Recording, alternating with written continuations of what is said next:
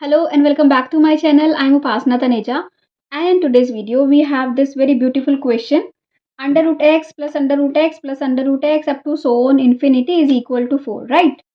So if you look at this term, wherever you have these kinds of question that you are adding something up to infinity, you can have that in fraction or exponents, okay?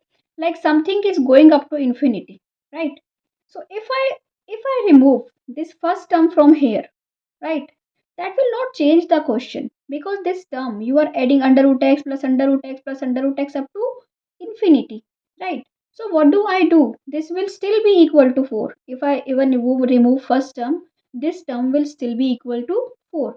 If I remove two terms, that will still be equal to 4 because the question is this only: under root x plus under root x plus under root x up to so on infinity, right? Because you have infinite terms. So if you remove one or two terms, that would not change the question, right? So how do we proceed in these types of questions? I will write under root x plus, instead of whole this thing, I will write 4. Why? Because whole this thing is actually equal to 4 only. So is equal to 4. This as it is I wrote it here, right?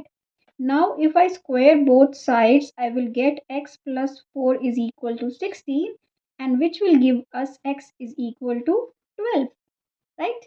Now you can verify it as well. If you verify 12 plus under root 12 plus under root 12 plus up to so on, right? So this whatever you get, this is what? 4, right? So under root 12 plus under root 12 plus you will get what? Under root 16, that is 4.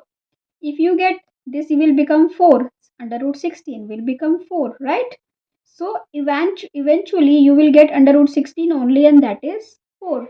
So whenever you get this type of fraction, this type of not fraction, this type of terms that is going to infinite, what you can do, you can just ignore first and write this, the remaining one, as this quantity only. Then you will come on a conclusion, and that will definitely be the right answer, right? So I hope you understood this. This was very easy.